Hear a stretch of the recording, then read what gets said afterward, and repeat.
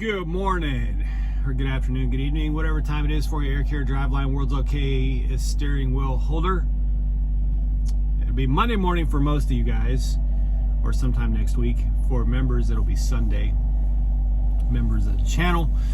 Anyway, I debated, I'm getting ready to do a not too long of a drive here, so I'll do the rest of the video when I get over where I'm going and get parked. But I've debated doing this video for the last 2 days. I'm gonna be honest with you, I hate that I'm making it, because I've had this rule on my channel about talking about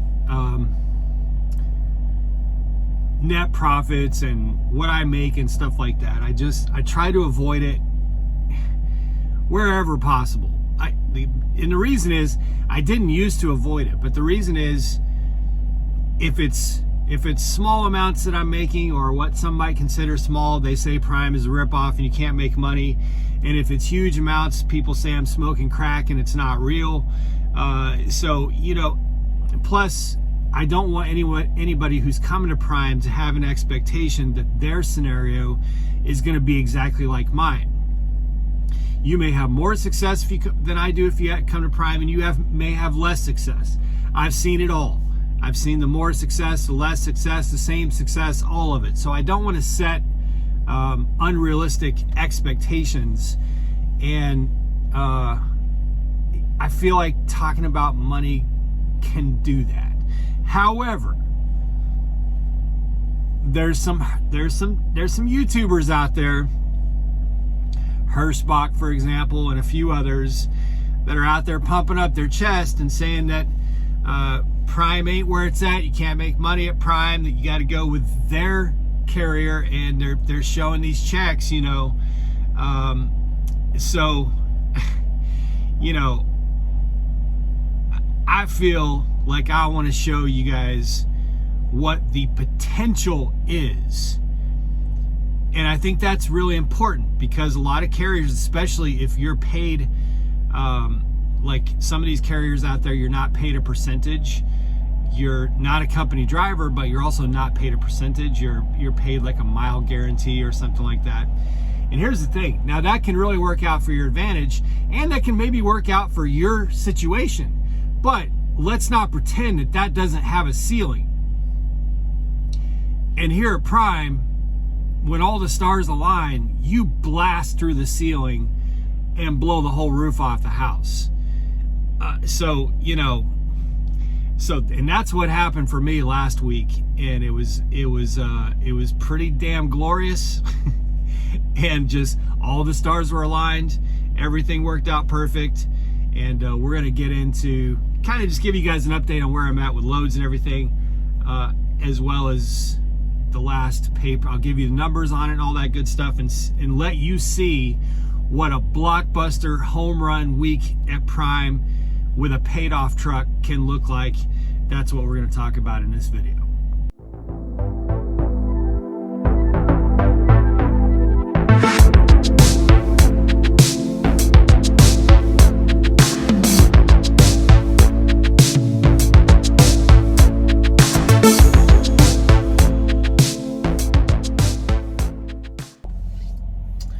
Okay, I had a pretty short drive this morning. Actually only did 100 miles this morning.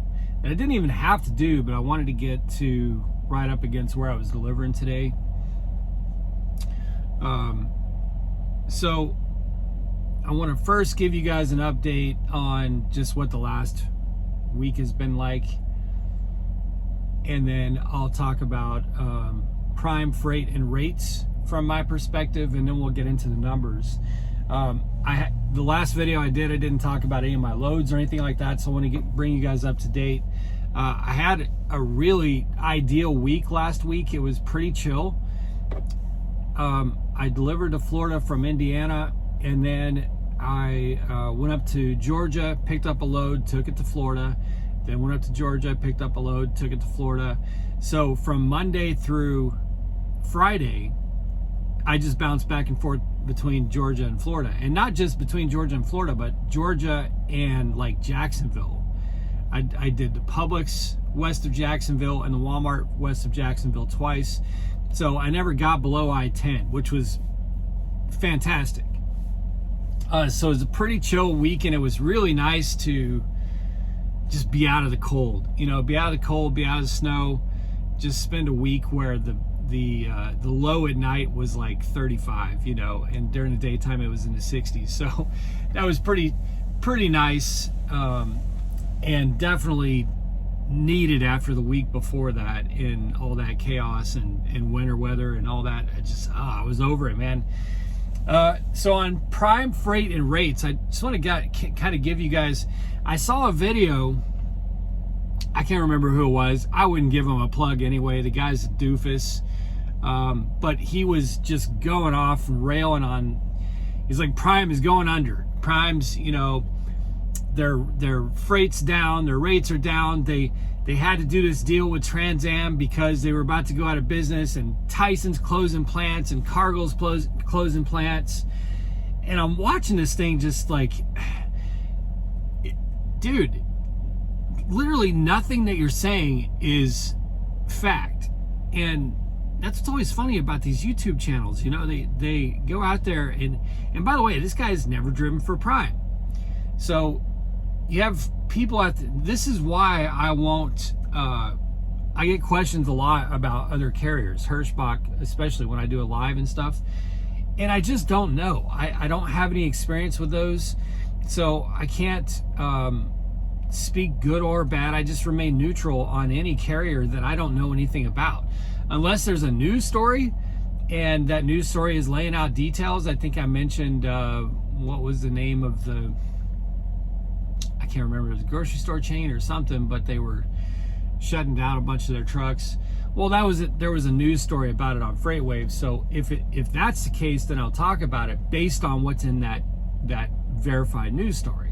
I'm not just going to go out there and spout shit off that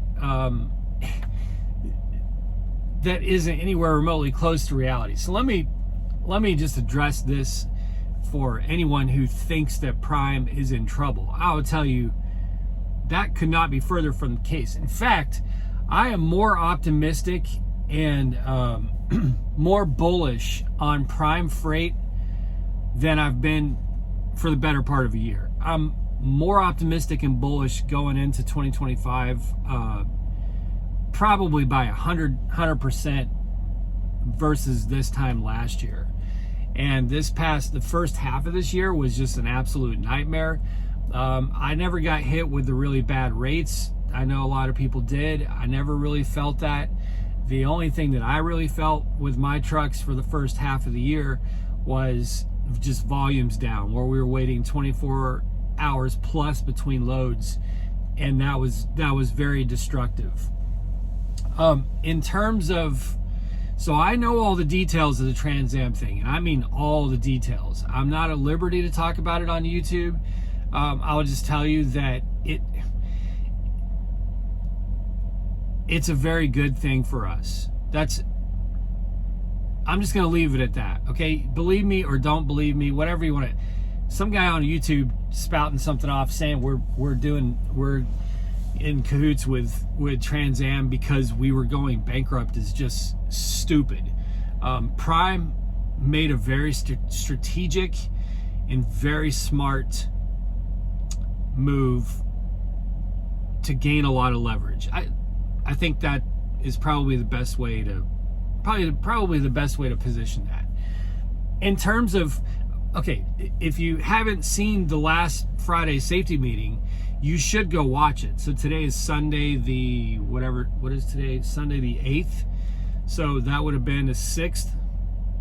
So go to Prime's YouTube channel. If you want to skip all the boring stuff, just go right to the end when Steve Wucky talks. He says in there that two of our five largest customers have given us rate increases going into next year. I don't know if this is true, but I was told yesterday that one of those is Tyson. So,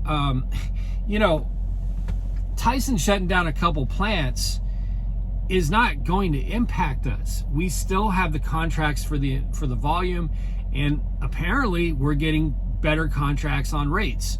Now, as far as Cargill shutting down plants, I know I have a friend who has, I believe he has 13 trucks. They're all leased on with Cargill. Half of his trucks pull Cargill trailers, so he runs under Cargill's MC numbers, and half of his trucks pull trailers that he bought from Pedigree, that he bought from Prime. And all his trucks he bought from Pedigree. So all his tractors are former Prime tractors. Anyway, he's leased on, runs under Cargill's MC numbers, and he basically told me, he's like, man, this is all about, not like, they're basically just, he said that they are actually, the media is positioning Cargill as, you know, just tanking and losing all this money and so much pessimism. He said, but the people that handle his company or all his loads and his freight for his trucks are telling him that all they're doing is shifting things to get more efficient. They're going to be moving more livestock to fewer plants. So, which, by the way, I really hope they expand some of those plants, because they already don't have enough room for a lot of those trailers. If they're just going to be doing a lot more loads out of fewer plants, that's kind of scary. But the point is, these companies, having gone through all the pain that they've had to go through over the last few years, I think are seeing some optimism economically, but at the same time, they're working to become more efficient.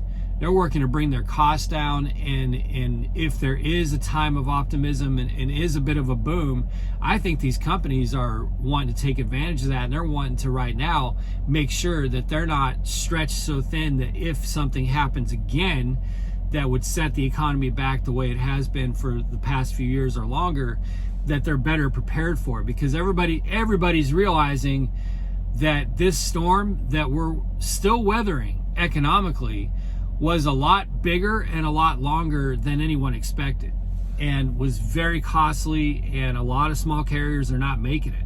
A lot of small carriers are going out of business or have gone out of business because they just hoped that the storm wouldn't be that big, and they hoped that it'll all blow past faster, and it didn't. And I think a lot of these companies are learning from that. So, you know, from what Steve said, we're getting more volume, we're negotiating better rates. So going into 2025, we have more volume, we have new customers, we have higher rates that are being negotiated in our contracts. And I can tell you from personal experience, at the beginning of the year, first 6 months of this year, we had too many trucks and not enough freight. Right now, it feels to me like we have too much freight and not enough trucks. So anybody who's out there being pessimistic about Prime, I don't know what you're talking about. We're rolling right now. If you want loads at Prime, there's loads at Prime. We don't wait between loads. Some of our rates can be shit. I ran some over this past couple weeks. Some of our rates are killer. I ran a $4 a mile load last week.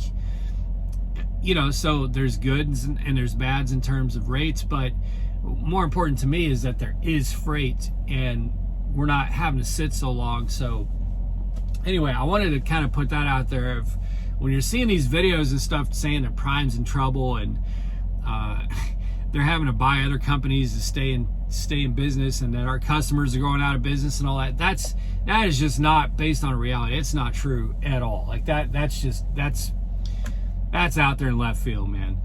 All right, so let me get to last week's numbers. And like I said at the beginning of this video, I hate talking about it, because first of all, someone's going to take issue with all this, and someone's going to take issue with it. I know that. And then someone's going to see this and think that this is the way it is every week. It's not the way it is every week. And it's not realistic to come into Prime or any mega carrier and think that you're going to hit these kinds of numbers every week. I'm only putting this week's settlement out to show you what's possible, what can be attained if you put in the time to pay off a truck and get yourself positioned to be able to, have a week like this. And also, let me say that, you know, there's all this bitching and moaning, complaining about how expensive Prime's lease payments are. That's true. Look, I'm actually considering ordering another truck somewhere down the road and in the future. And I'm going to talk about that in upcoming videos. But I've completed leases, and, you know, I'm not afraid to go into another one with the high payment, because our lease purchase is paid off in 3 years. So when you see these guys out there saying they've got, you know, $600 a week payments, $500 a week payments, you need, if they're getting a brand new truck that they order with all kinds of goodies that they wanted on it, the color they wanted, all that shit, it's likely they're in a 5, 6, 7, 8 year lease, which means that by the time their truck is actually paid off, it's worthless. By the time the truck's paid off, they're going to be able to sell it for maybe $5,000 or $10,000. It's going to be parted out. They're going to get wholesale pricing on it. It's not going to have a warranty. So, you know, that to me is just apples and oranges. For me, I told someone this the other day. I said, they were asking me about lease purchase. I said, look, I'm going to tell you right now, it's going to be 3 years of pain. It's going to be 3 years of sacrifice and pain, because you don't get breakdown pay. You don't get a tire fund. I mean, you pay into a tire fund, but you can't use it. You don't get forgiven lease payments. You don't get any of that. So it's going to be 3 years of pain. You're going to have the high payment. You're going to pay for your own insurance. But after that 3 years, it's golden, man. Like, if you can put in that 3 years, it's golden. And think about this. I could right now only do $1,500 gross to my truck. Let's say one load, $1,500. And let's say I spent, you know, $250, close to $300 on fuel for that load, which is probably pretty high. But let's just say that's the case. On $1,500 gross to this truck, I would still get a $1,000 paycheck. Just $1,500 gross to the truck. That's the world that opens up to you once you get through that 3 years. And in terms of what's actually possible in a perfect storm, so I ran 4 loads last week. It was a long week settlement-wise because our pay period was moved from Wednesday to Tuesday because of Thanksgiving. So we had an extra day on the settlement last week. But that didn't impact me because I picked up a load that would have delivered after the after the normal pay period anyway. Now, that said, because I did get that load picked up early before the settlement week started and delivered it into that settlement week, I had a load on there that was that's just the way it is, man. Sometimes that's the way it rolls. Again, this is a perfect storm I'm talking about. I'm not trying to say that I didn't have advantage, because I did. That's the way the ball bounces sometimes. Sometimes you have extra loads on a week. Sometimes you have too few loads on a week. Again, this is a perfect storm scenario. So that first load I picked up, I delivered Wednesday evening. Then I picked up a load that I was very fortunate that evening that this is another one of those stars aligned thing that loaded me through Thanksgiving, and I delivered it Friday morning. So I had a load I picked up Wednesday night, late Wednesday night. I was actually really surprised that this place would be open that late. It was Coca-Cola tea, iced tea, I believe. It was like 2 or 3 different kinds of tea. I don't know if it was teas and jugs or cartons. I never really got my eyes on it. But it was tea. It was heavy, so it probably was.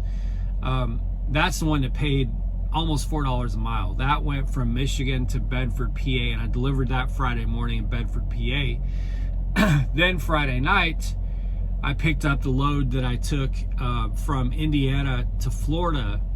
I delivered that at Publix in Florida on Monday night. And then I thought there was probably not a chance that I could get something else delivered on the pay period, but it turns out that I was able to. I was able to run up to, immediately leave Publix and run up to Atlanta, and I grabbed a load that I took down to the Walmart off I-10 in Florida that delivered. In fact, I got that paperwork scanned in 15 minutes before the payroll cutoff. So barely got that fourth load in. And on those 4 loads that week, my gross to this truck, not including the 28% that I pay Prime, that's taken out. The gross to this truck was $7,254. So just under $7,300 for the week. My expenses or my deductions were $1,992. And I think I haven't really done the math to see if all this adds up, but because I think there were some reimbursements, like some trailer washouts, 2 trailer washouts maybe, and reefer fuel. I'm not really sure how all that, but anyway, my point is, I had mentioned in live last week that I was hoping that my deductions would be around $1,500, and that includes I don't have a truck payment, I don't have an APU payment, but I have insurance on a tractor.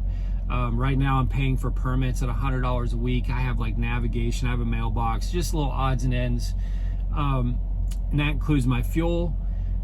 And I did get pretty expensive tractor wash because I had so much salt and shit all over my truck. So I got undercarriage, engine wash, Rain-X, you know, I got the works on the tractor.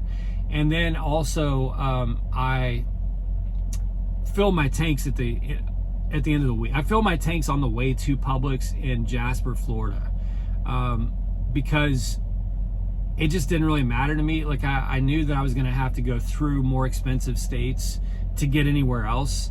So, you know, I was in Jasper filling up the reefer before I went to Walmart. So I'm like, screw it. I'm just gonna fill up the tanks. So that's what pushed it from my desired $1,500 in deductions to almost $2,000 in deductions. So with that being the case, the total net due to this unit, to this truck, to me, pre-tax, was $5,385. $5,400 net to me, pre-tax, for 1 week. So, and now again, perfect storm. Everything went right for the week. I stayed loaded every single day. I was quick turnarounds. Had that load that I got an early start on, and it was able to squeeze that 4th load off. And I think that was on, like, I want to say 3,200 miles. So it wasn't a ton of miles. I will say I busted my ass because, yes, it was just 4 customers, but they were just such quick turnarounds. It was like I'd get unloaded and immediately go wash out, go pick up another load, you know. So it was a hustle, you know, for maybe not a ton of driving. Now 3,100 miles actually is a lot for me. I try to stay below 2,300 miles. In fact, if I'm at 1,800 or 1,900 miles, I'm happy. If I'm just under 2,000 miles, I'm happy. I try not to put a lot of miles on this truck. So that's a lot of miles for me, but it's not a lot of miles. I guess would be my point. It's just more that it was just, you know, it was a lot of work to make it happen. So $5,400, man, net to me to the truck, not gross to the truck. The gross to the truck was $7,254 for 1 week. So that's what's possible. See, when you see some of these other carriers out there on YouTube talking about how they're booming with this mileage guarantee or whatever it is, first of all, that means they have to run the miles. They have to run the miles. Second of all, they're capped. They have a ceiling because there's only so many miles you can run. And third of all, I don't have to run the miles. I don't have to. In fact, I want to run as few miles as possible. I am not motivated by miles. So there's a big difference between the two. And, you know, our ceiling is really just circumstantial. Our ceiling is not based on just the maximum number of miles that we can possibly legally run in a week. Our ceiling is just how do loads work out, what day are you picking up, what day are they delivering. It's all very circumstantial. But you can, like the ceiling can be really high. I mean, for being at a mega carrier, doing almost $7,500 in a week to a solo truck is pretty. I'm guessing you won't hear about that. You won't hear that kind of thing from a whole lot of carriers. I know some of you owner operator independent operators out there, you're going to say something different. Your situation is different. I'm talking about mega carriers. That's what's possible. And think of it, if your truck is paid off, it changes the game. And again, even if I only grossed $1,500 in a week on one load, I could still get a $1,000 paycheck. Now, yeah, that's, you know, I'm just saying, like it's worth the grind and the sacrifice to come into a company like Prime and just really go through the pain of the high truck payments and get through that 3 years. That's my opinion. That's my experience. I stand by that, and I don't give anyone any credibility who has no experience with it and wants to run out on YouTube and tell you it's a scam, and that it won't work for you and it only works for Prime and all this BS, because that's not my experience, and I know a lot of people that's not their experience either. Can it be painful? Yeah, but also once you get through it, it can be a beautiful thing. All right, guys, be safe, make good decisions, always drive, thrive. Talk to y'all soon.